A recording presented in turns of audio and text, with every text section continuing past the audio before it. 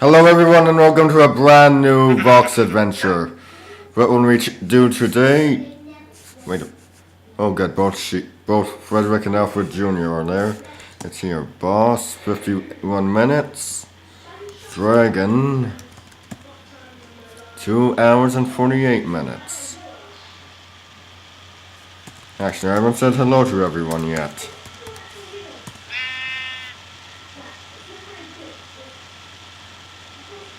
Hi. Oh, you're still. Why is everyone going all French? Did I miss something? The derp, the cyan, I feel like I'm amongst Norman knights. Actually, I'm descended from a Norman knight, so, what am I saying? It sounds like I don't like my own ancestry. I don't know, Gaelic kings, Norman knights,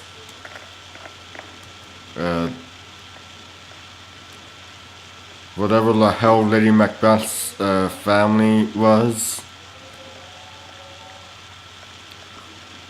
If you can only hear in the background, but I'm not sure if you can, but I'm watching Harry Potter and the Sorcerer's Stone. Finally starting my morning period for Alan Rickman. I think I'll have this episode go as up until the end of the movie, so that way I can have a longer episode going on.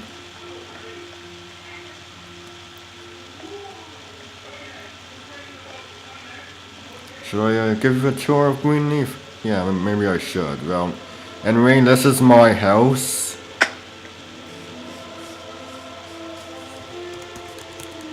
I'll get Receptionist. This is my neighbor, Max Minecraft and Rough Eyes.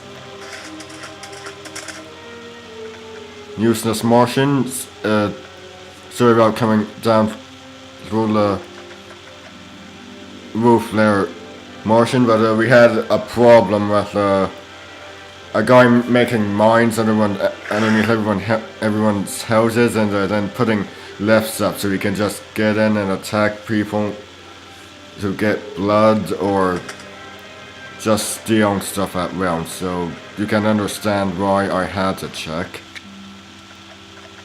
Oh, for goodness sake, the tour's gonna have to wait. We've got the sun coming up. For another time then. And let's see, let's go downtown.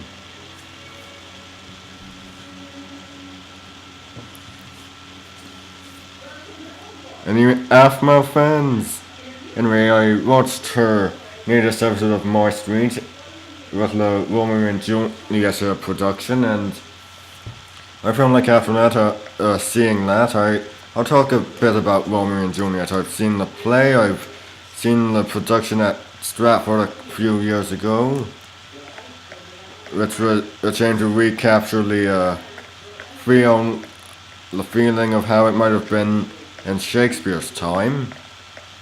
I've seen the Franco Zeffirelli movie, the Baz Luhrmann film with Leo DiCaprio, but the best film version I've seen was the first of the BBC Shakespeare series, starting in 1978, and it actually had Alan Rickman himself as Tybalt. I've mentioned this before, but he's the best Tybalt there.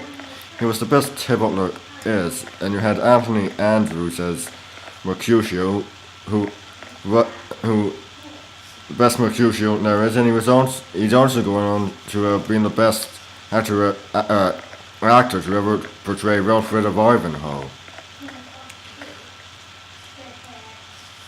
As the chorus, you had John Gielgud. I can't really remember who played Romeo and Juliet, and as either old Montague or old Captain, you had Michael Hordern, who would act again alongside Anthony Andrews as Ivanhoe's father, Cedric the Saxon. Now that production actually featured a massive set. They actually built, well, were beating the best of their abilities on the soundstage, Verona itself. And now you have to understand that British television evolved from the stage, so if it looks a bit stagey at all, you know why.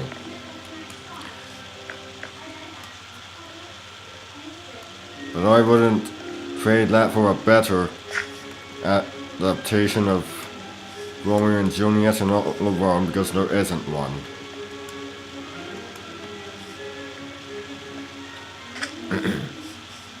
The first Romeo and Juliet adaptation I ever saw was unfortunately sealed with a kiss. I'm not going to talk about that. But the next one I actually saw was the Shakespeare Animated Tales episode. If you haven't seen those, I highly recommend it. It was excellent. You had Linus Roach as Romeo, and Linus has gone on. Batman fans will recognize him as Thomas Wayne in Batman Begins, and Vikings fans will recognize him as King Egbert of Wessex.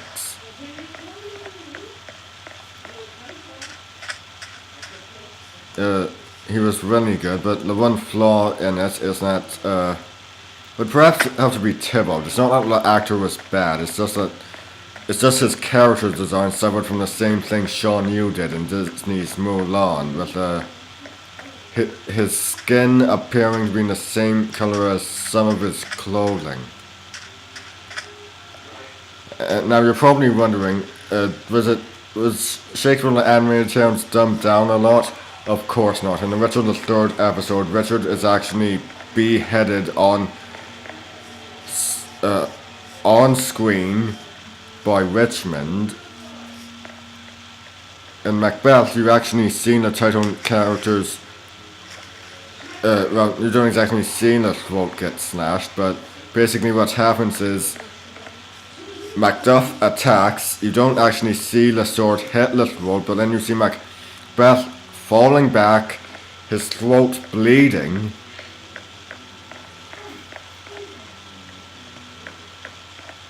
And yeah, next thing you know, you just see his Macbeth's head mounted on a sword rising up from the screen, and Brian Cox's voice, Brian Cox being who voiced Macbeth,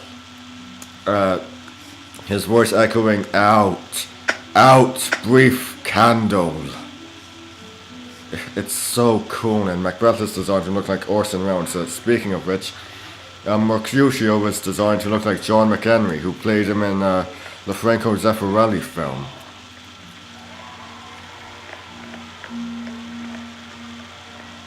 Now I'm going to continue a bit on the Romeo and Juliet stuff, but saying that I have two graphic novel adaptations. The first one I got was from the manga Shakespeare series, a wonderful series. I highly recommend it.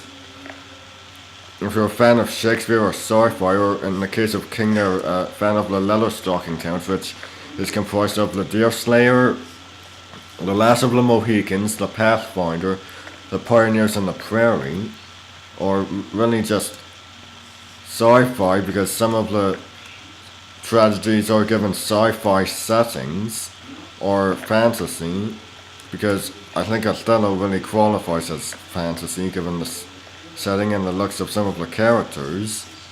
But back to the Romeo and Juliet one. It's set in modern day Japan, with the Montagues and the Capulets being warring Yakuza families. Romeo is a rock idol, and Juliet is a Shibuya girl. I don't really know what that is, but I should have looked it up on Wikipedia before filming, before recording this episode. And if it sounds bad to you, because I know the Baz Luhrmann Romeo and Juliet isn't the best film production, and it might bring that to mind. with a modern day setting, but it actually works a lot better than whatever was going on in the Baz Luhrmann film. I don't know what were they, business families? Basically, you've got Yakuza families, and that really works with the rival families thing going on. Sigilus is, I think he's the chief of police, or maybe he's a detective. I didn't see a badge on him, and he looks more like a plainclothes detective. So yeah, he might have been a plainclothes detective.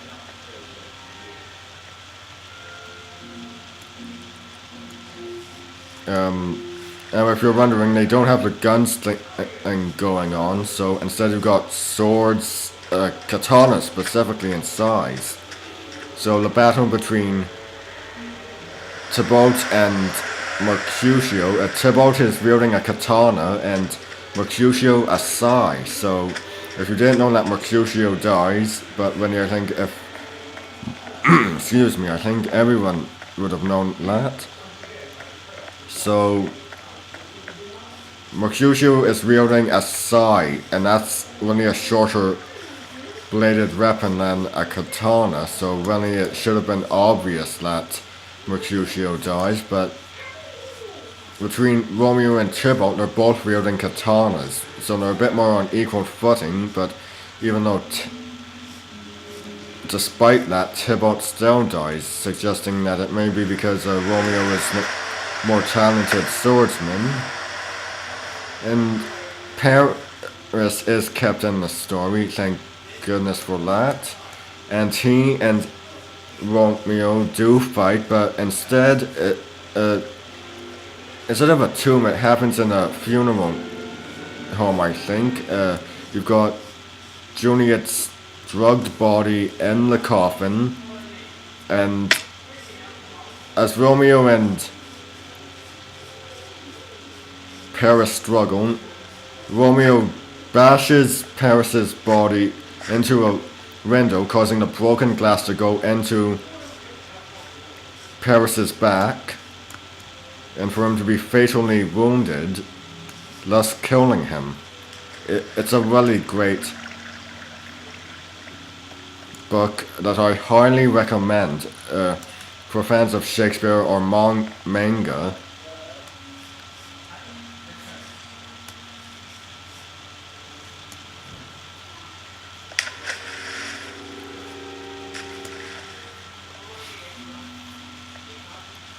And maybe sometime later I'll go a bit more into detail into some of the other manga Shakespeare's I've read, but now the other one, the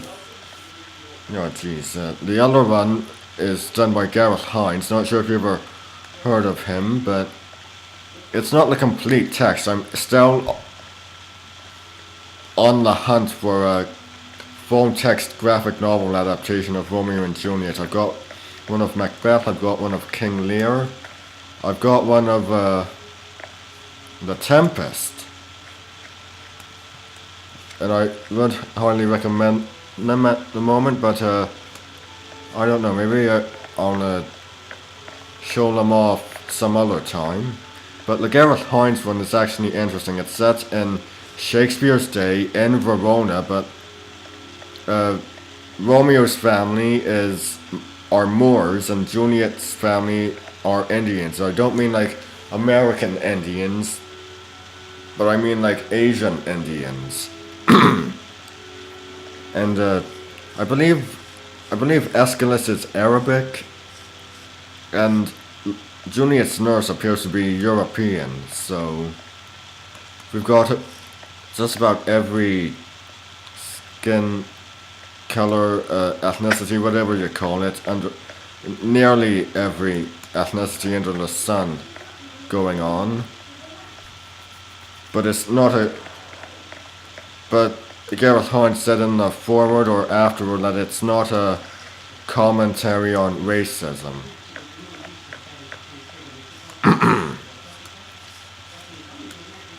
But let's see here. How much longer to? Oh jeez, what did I type? Boa?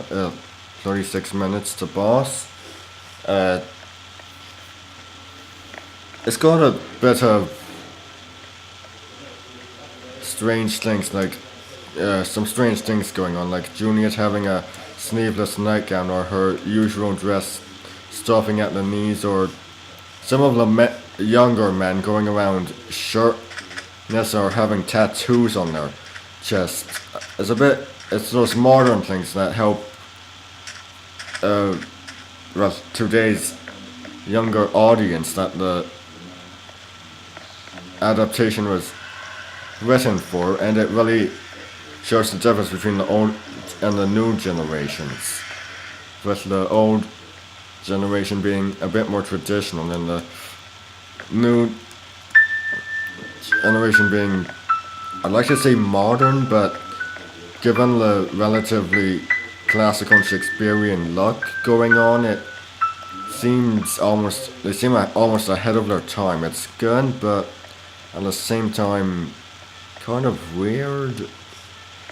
I'd like to find that phone text version. I know there are such things. I mean, after all, I got the Macbeth, the King Lear, and the Tempest ones. But now we get on to the subject of other Romeo and Juliet adaptations. I've seen The Lion King 2. I have a copy of West Side Story, which I really like, but I've never actually seen it on a stage.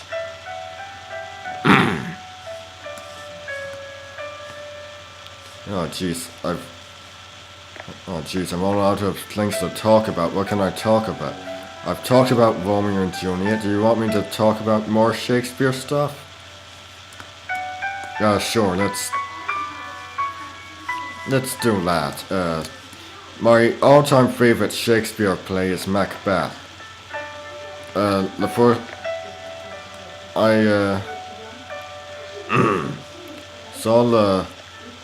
started with the episode from Shakespeare the Animated Tales. As I told you, it's got Brian Cox as Macbeth, but if you want to hear something interesting, and it's ironic that I'm watching Harry Potter and the Sorcerer's Stone, but Zoe Wanamaker, who plays Madame Hooch in Harry Potter, was the voice of Lady Macbeth. And we've got some really interesting things, like for instance, the witches, they've got two forms. I don't know how to explain them, but they don't really look human in one of those forms, but they don't really look human in their other form either. They look very strange, and they're always switching between them, it seems. And there's a really good use of shadows, with characters going in and out of the shadows as they enter and exit a scene.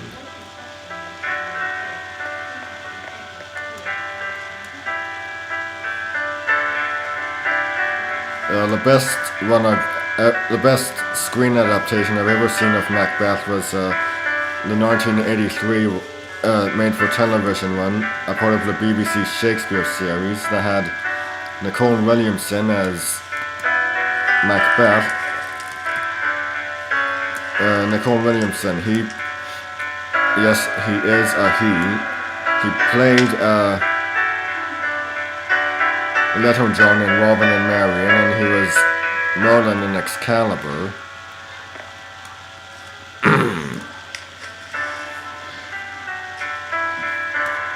And it really did a more interesting interpretation of the ghosts and of the ghost of Banquo and what Juliet.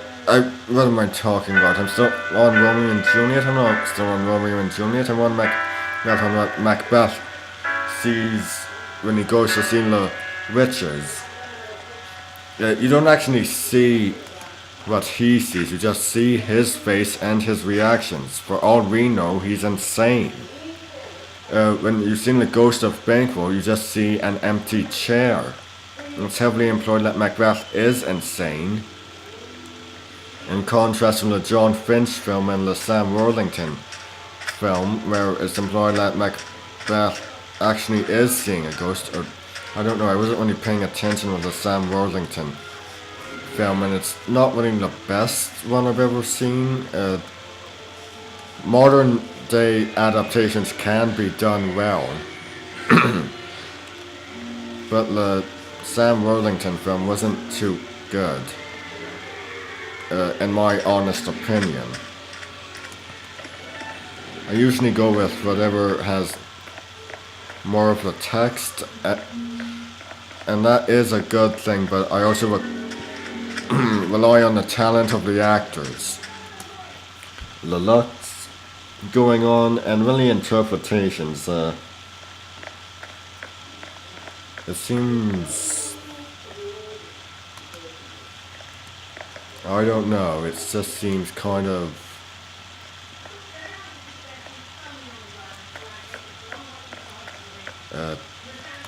it just seems kind of 10 years too late. It seems more like something that would have been done to follow after Baz Luhrmann's Romeo and Juliet.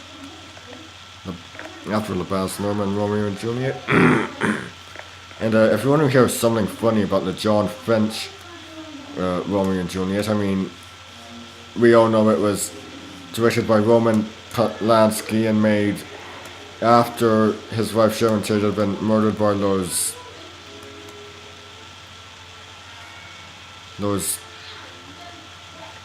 damn followers of Charles Manson, who'd doing that to a pregnant woman, and with the sacking of Castle Macduff being based off of Polanski's home back in Europe being ransacked by Nazi officers.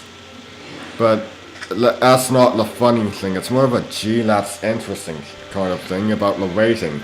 Up here in Canada it's rated PG, but down in its Native America it's rated R for violence. And I mentioned this in an earlier episode about the Michael Mann Last of the Mohicans also being rated similarly. You know, just rating Cavern. What am I doing? What am I doing?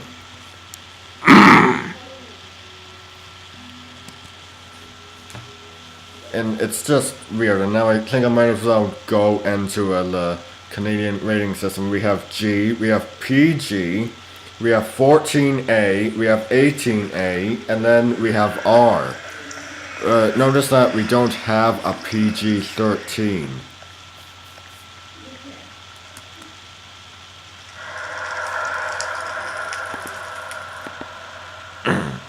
So either a PG-13 film can either end up at the rating of PG or the rating of 14A.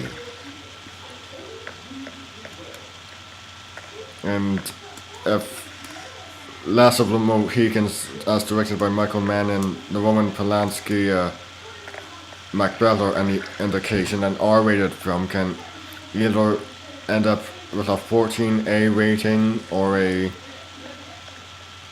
PG rating, but as the film Life of Brian indicates, it can end up with staying at the R rating. I've seen that film, it's one of my mom's movies. It's okay, I didn't really feel insulted, but I will deny no god their due.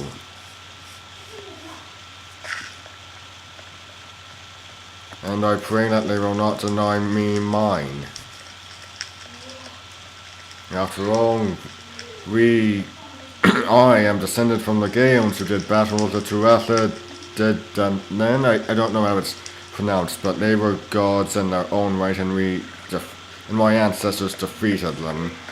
And is it not written that Diomedes, the Greek king who fought during the Trojan War, did wound both Aphrodite and Ares?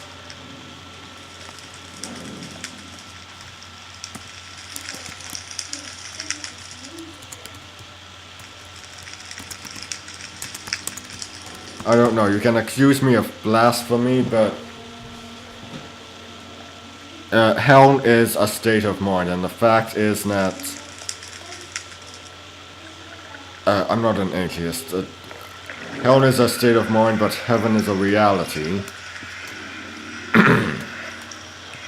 But the fact is that there are cases and legend of mortal men wounding and even killing the divine.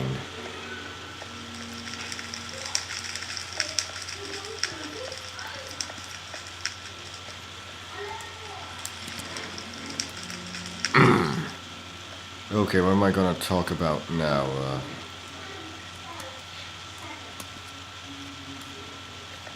My second favorite Shakespeare play is Othello, but I haven't seen enough adaptations. I mean, I've seen the Shakespeare and the animated Towns adaptation. The best Othello I've ever seen was Anthony Hopkins. Yeah, he's really a really good actor. I don't really think of James Earl Jones when I think of Othello. I think, well, the Shakespearean role I associate James Earl Jones with is very much King Lear, even though I consider Brian Blessed to be the best King Lear. But, really, that's just me.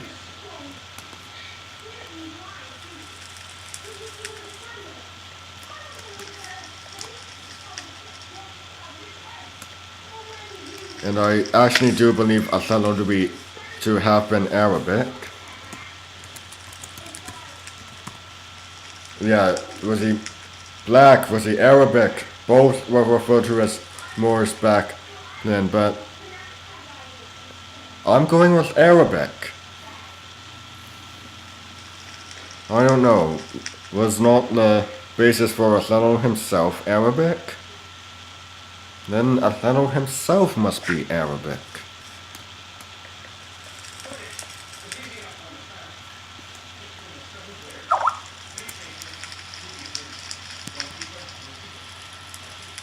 Now hold on guys, I'll be back in a bit.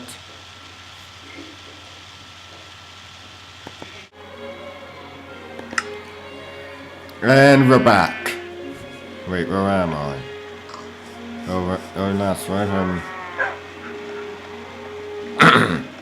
I'm back here. Sammy was having a little bit of lag. And I think I'll go do what the heck? Oh, that's right, you can't go back to cavern.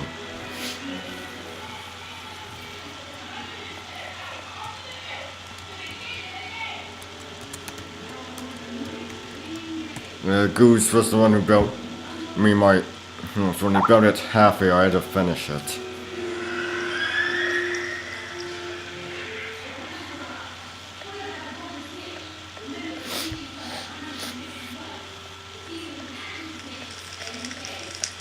Actually, I think I'll do some fishing. I had a bit of a sore throat last night.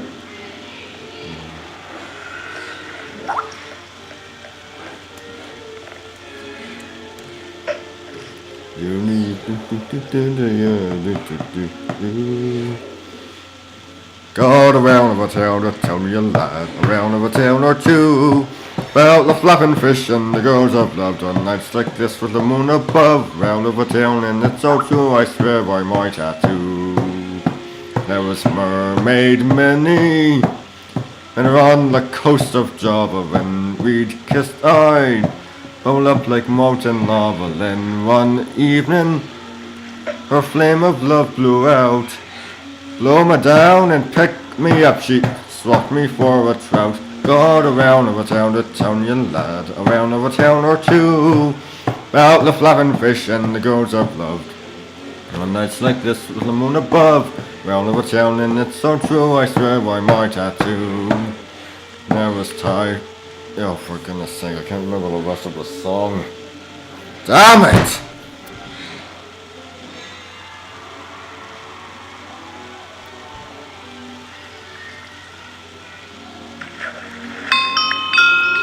is that? Raw fish. Oh, if only it had been a trout. If only. If only.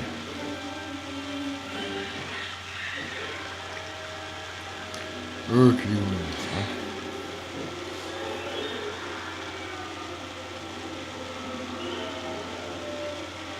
Think.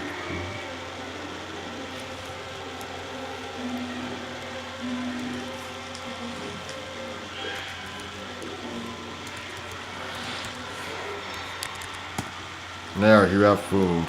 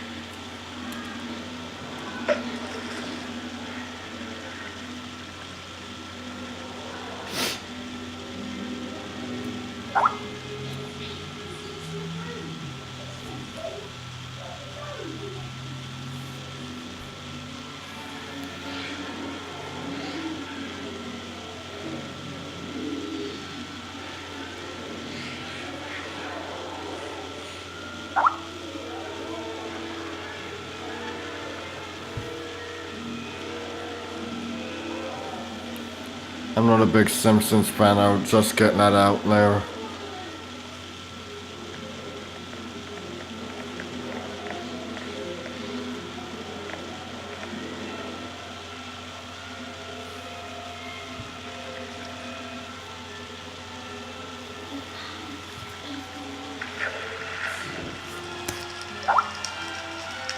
Oh, it's a bit too... I really jumped the gun on that one.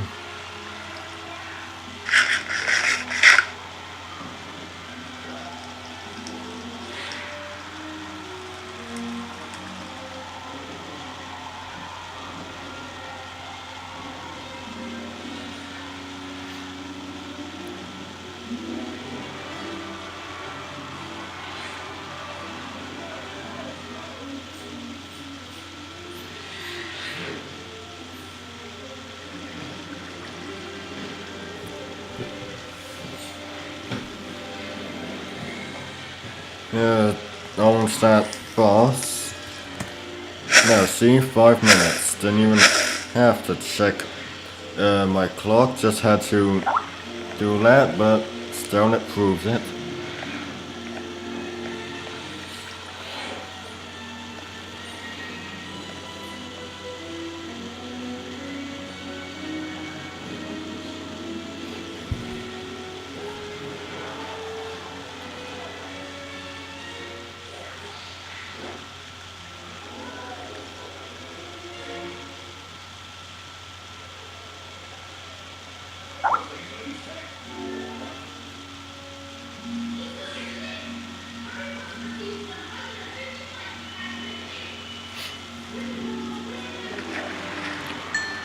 Oh.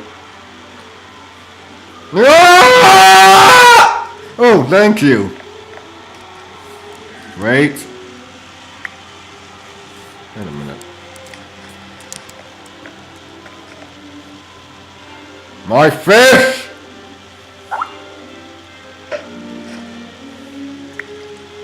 Oh, there it is. What is this? Raw fish.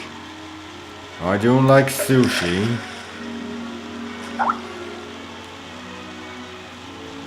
I wasn't paying attention. So yeah, rest in peace.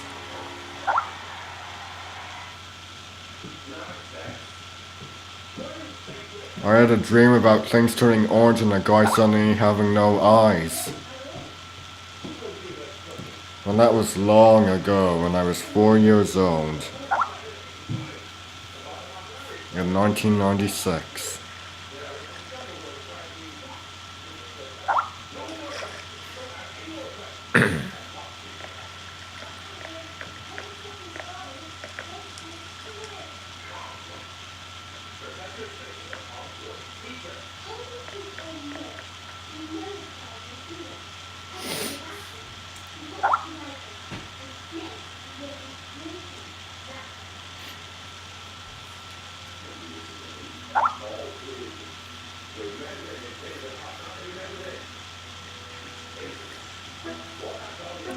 Jeez, I wish my mom wouldn't take the Dresden with her. Then I wouldn't be sniffling all the time. Hey mom, can you think of leaving the Dresden here?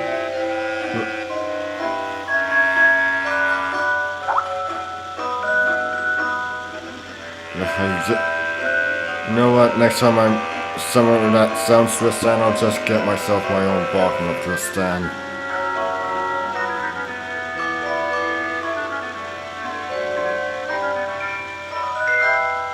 No point sending to boss. 2 minutes.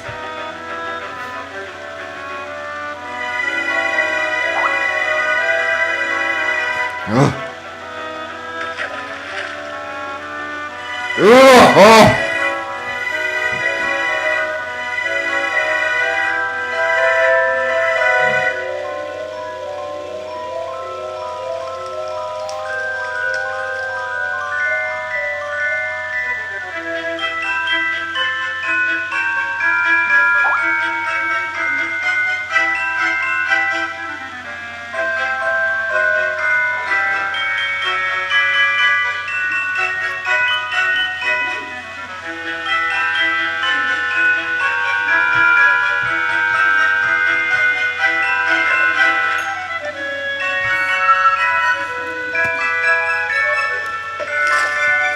If you're a walrus, then I'm Canute the Great.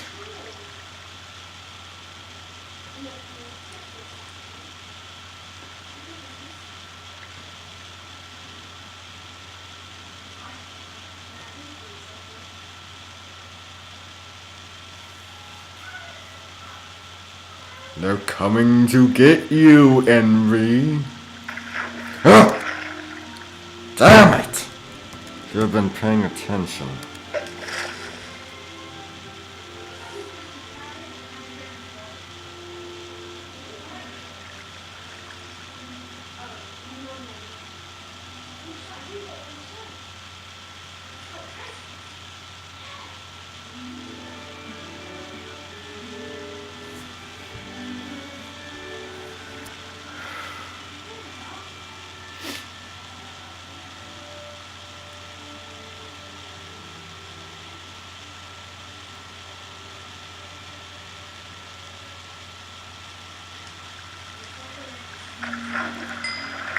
What is that?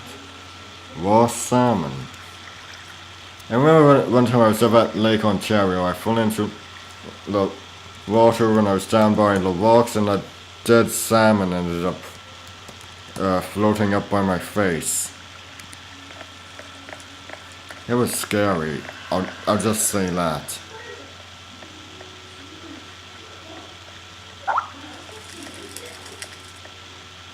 What did you open, Sammy? Pandora's box? Bad! Bad, Sammy! You do not open Pandora's box!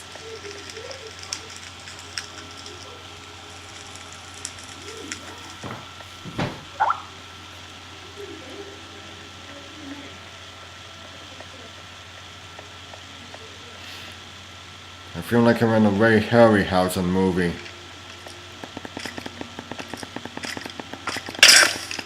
Whoop.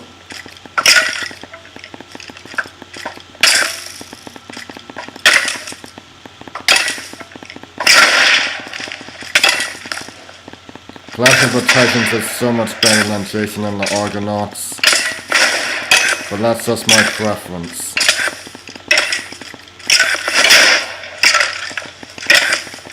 No! You pay for that!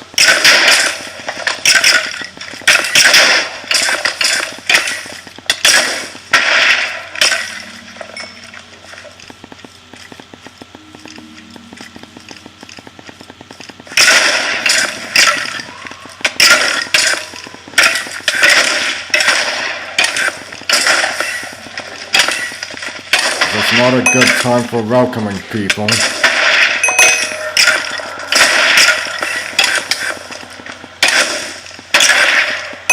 Oh, still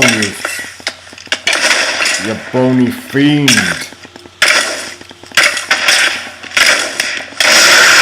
Odin!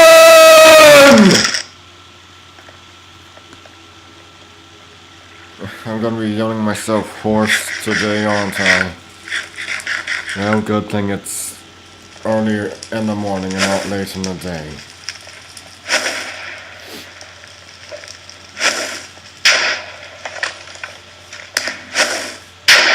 Oh, for goodness sake, nose pick. What are we, a bunch of gorillas?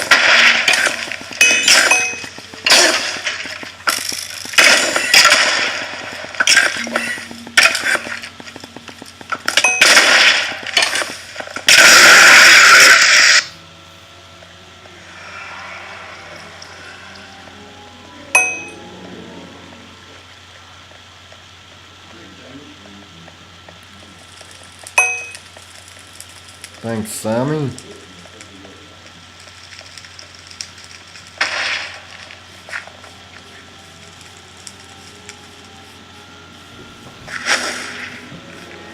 If Sarah watches this, he'll know that the fish are not spoils from battle.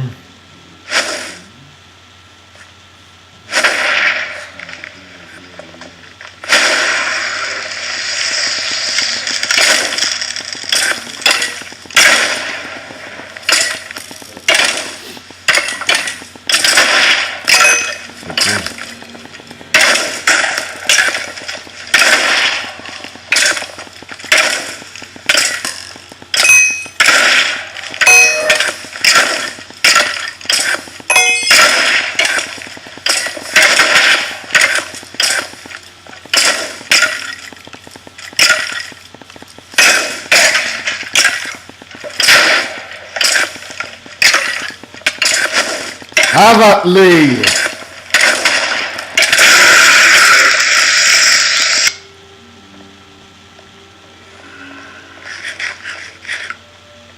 I don't know, Sigilus isn't that hard.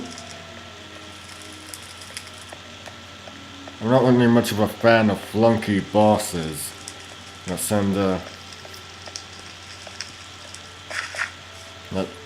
minions to do the fighting.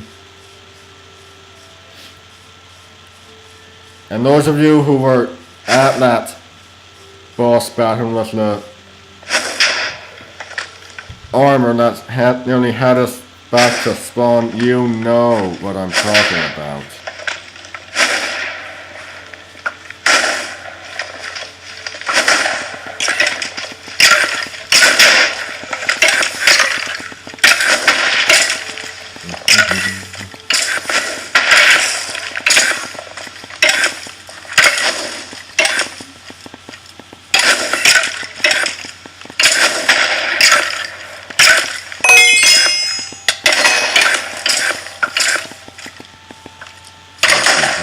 There he is.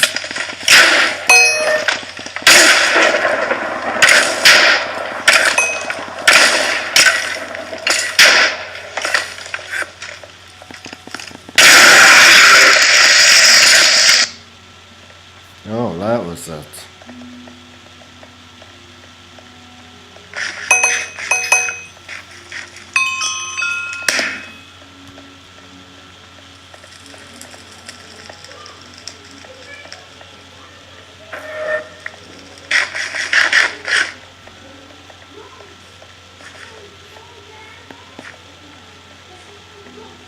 Okay, Sigilus, where are you?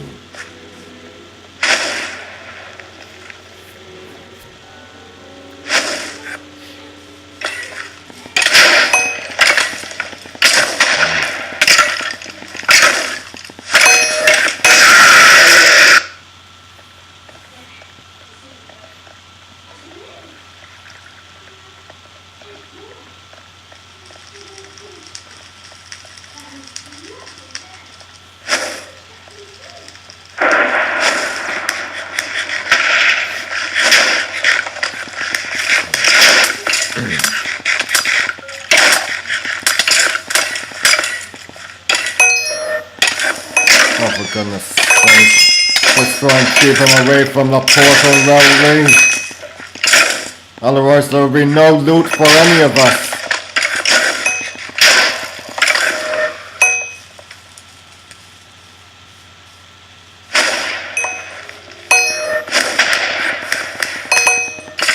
We're at the halfway point.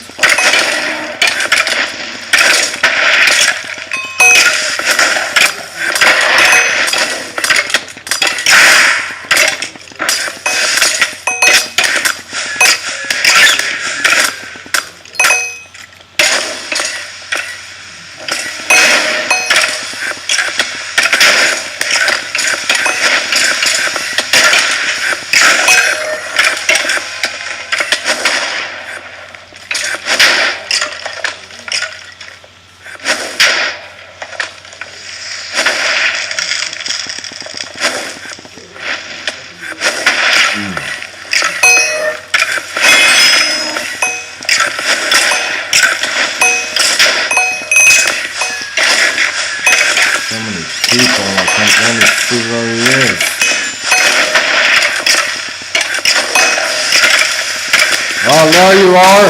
There you are!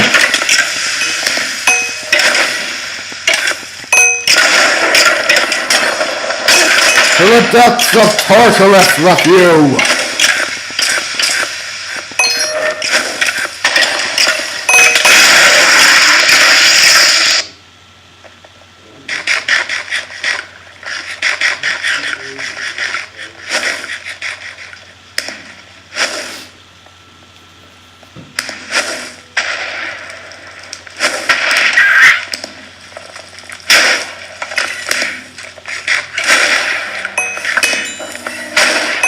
Okay, we got him no wait, we don't have him cornered.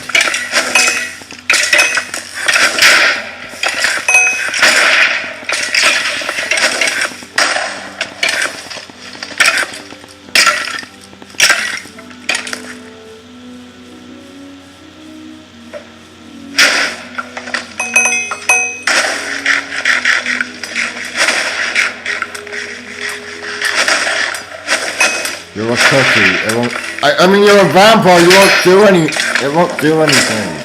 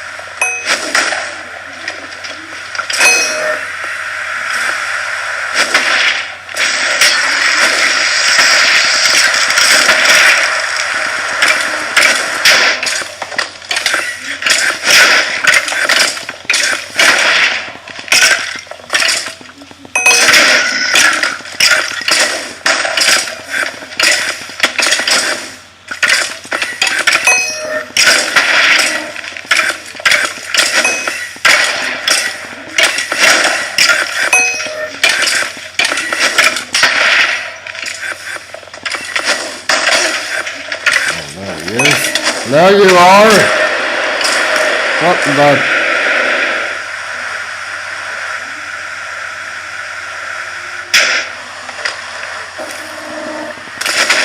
What the heck happened?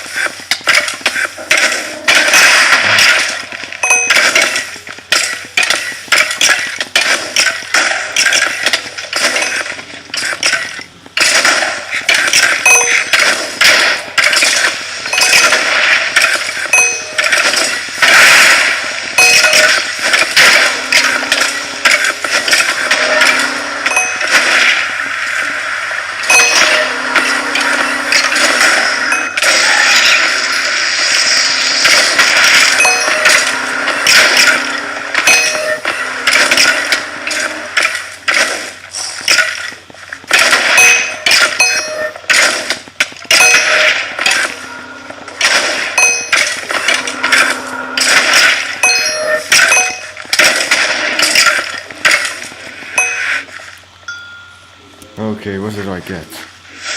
Voxel, diamond, gold ingot. Oh. Eh. Sarah can have the bowl.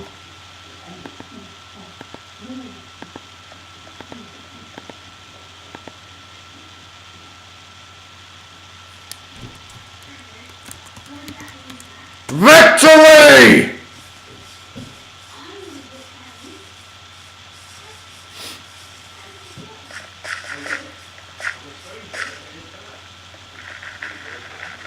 What the heck was... What was that?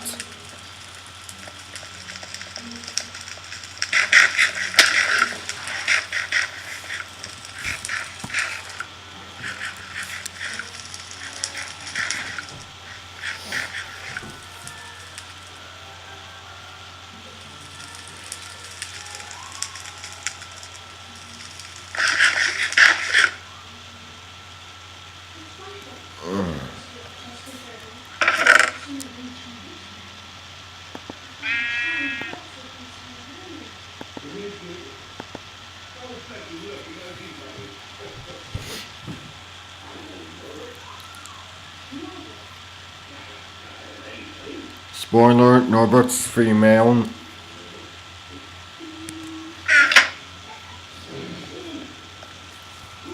Wonder how much this will get. Oh. What is it?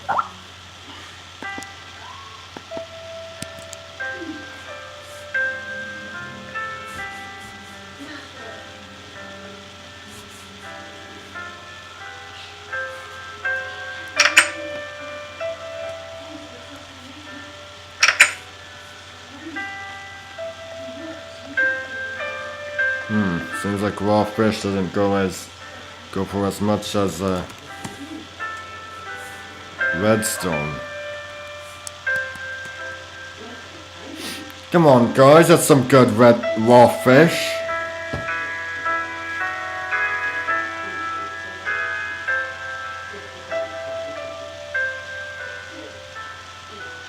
Oh, thank you, Sammy.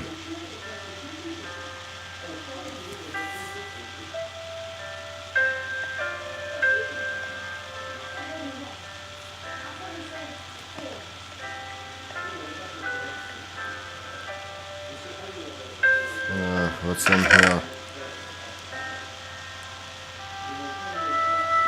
Oh, jeez, gotta get back.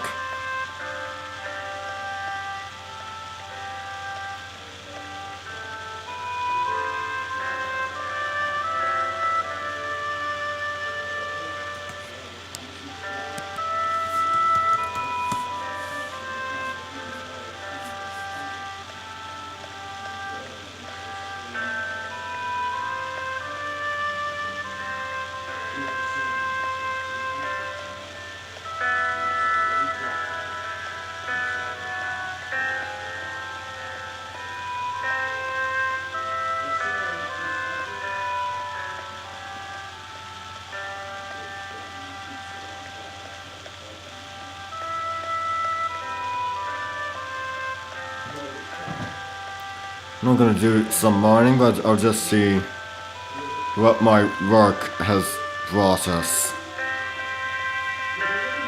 Besides for a maze.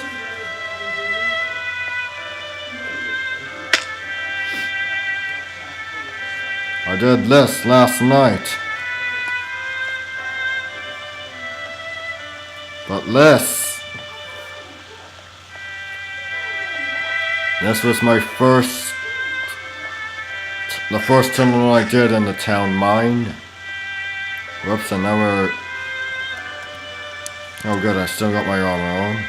I didn't take it off.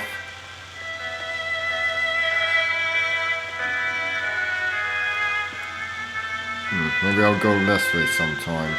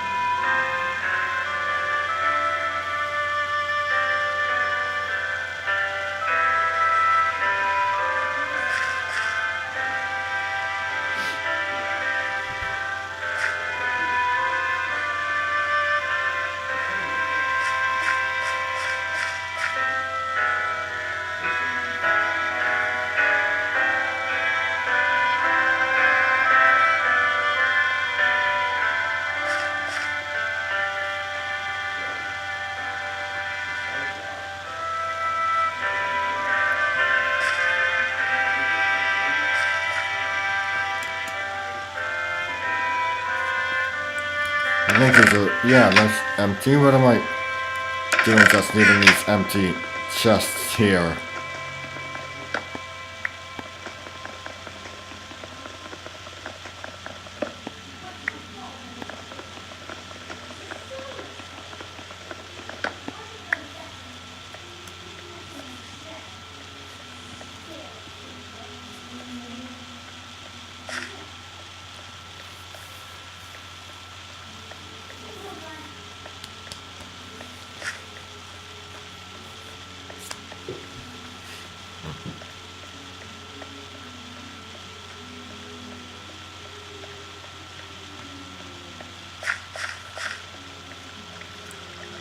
Of course, I haven't been that way. There's a lot of ways I haven't been. Well, this is the end of the line. Our choices are this way, which is sure to feature an unending maze and a lava, or this way, which is sure to feature an unending maze and lava. I'll go this way because what difference does it make? They both feature unending mazes and lava.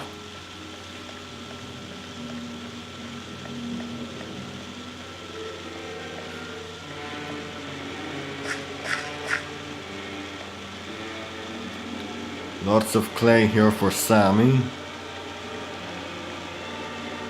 I never used to be into coal, but considering it gives you experience, I've started mining for it in order to get experience.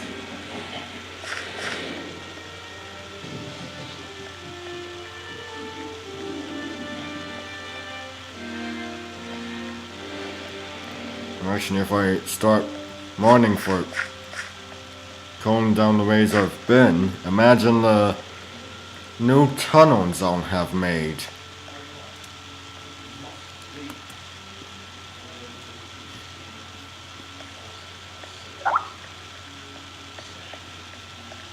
Okay, Sammy.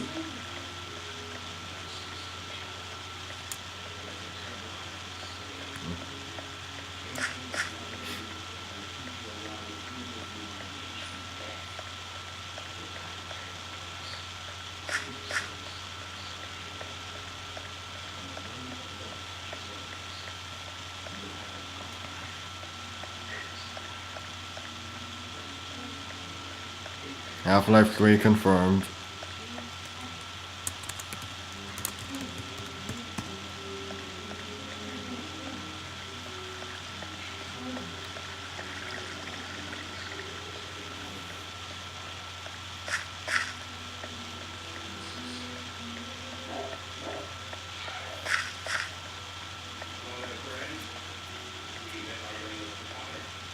And just when did I start getting into all of the lava?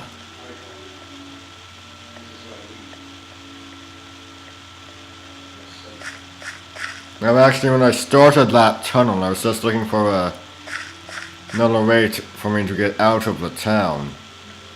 Because if I want to go out during the day, I'm going to need a tunnel to get out, so I figured I'd try and mine my way out.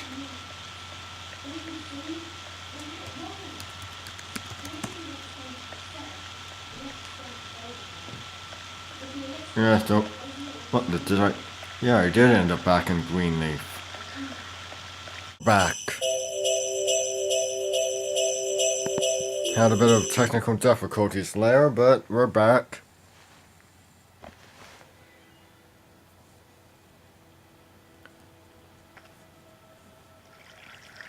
Okay, I was about to turn around there for a moment.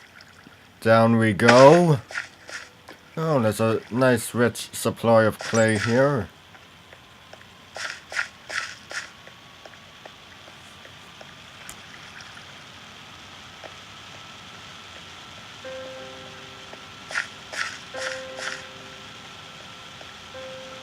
Oh, redstone. I love me some redstone.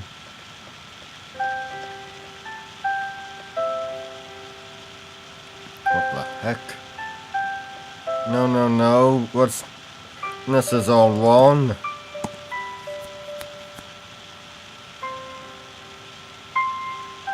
I think I will do some mining and put this on the right path.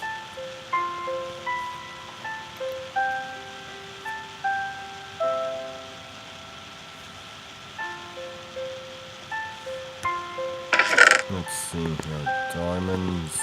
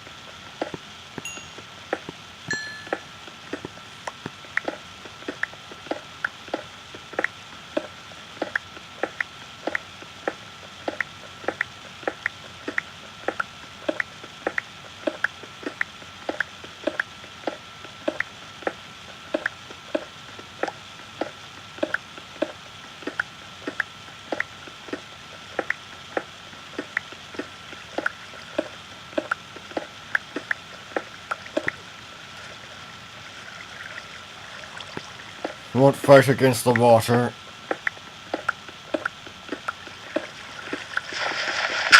I wonder where this will lead me.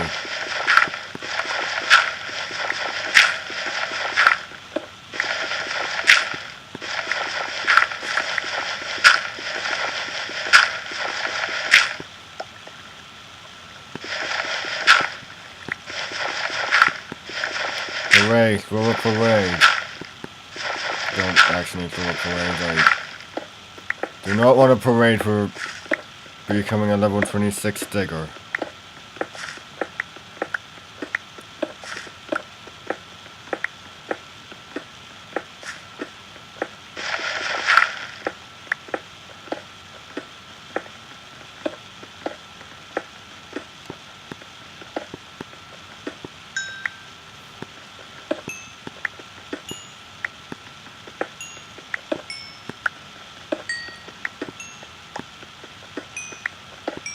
More coal, and that means more experience.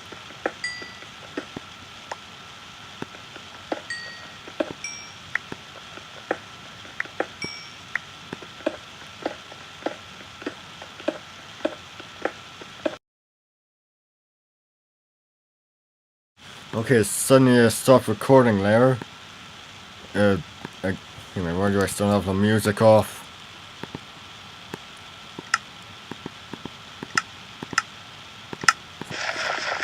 There we go. Okay, we're under Juan's house, so maybe we'll be under my house soon.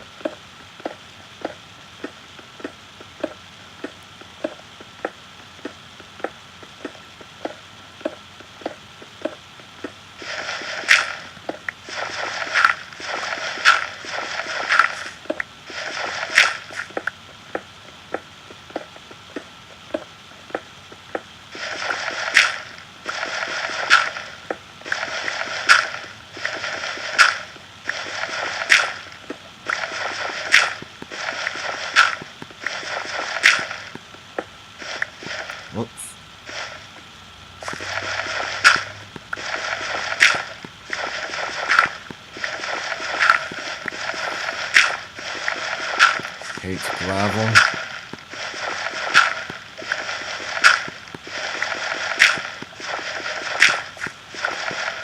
Cold!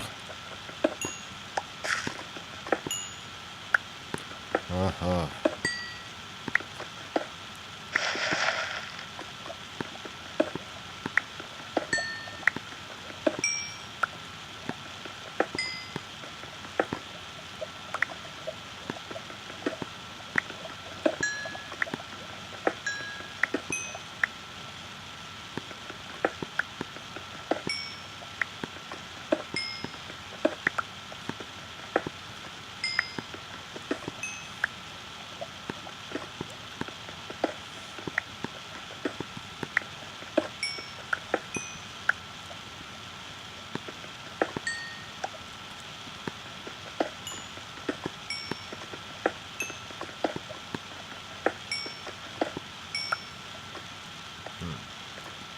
There we go.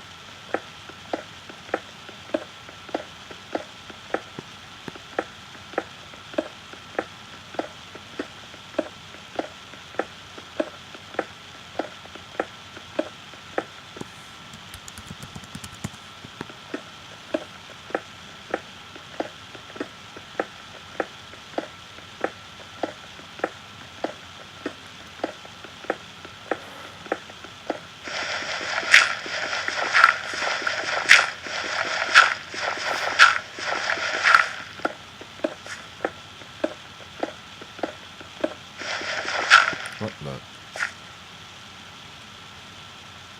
Oh, I'm under your house, Martian. Wait. Oh yeah, I turned around back there.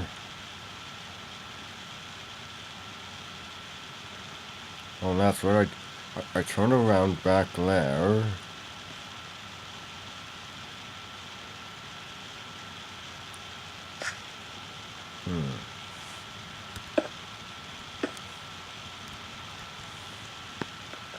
I'm going this. Ooh, coal. Excellent.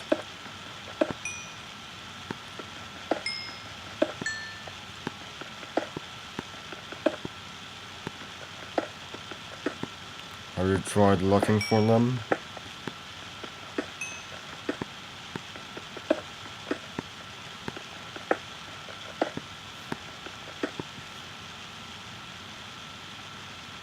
Oh, more.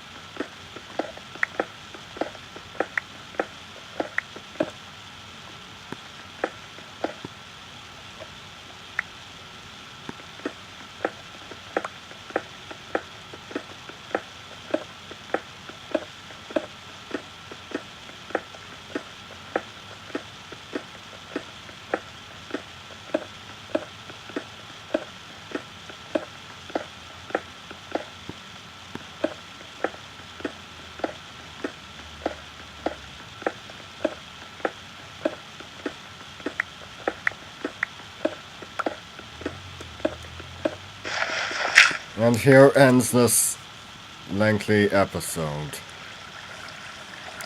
I'm Brian Croydragon signing off, and I'll see you all.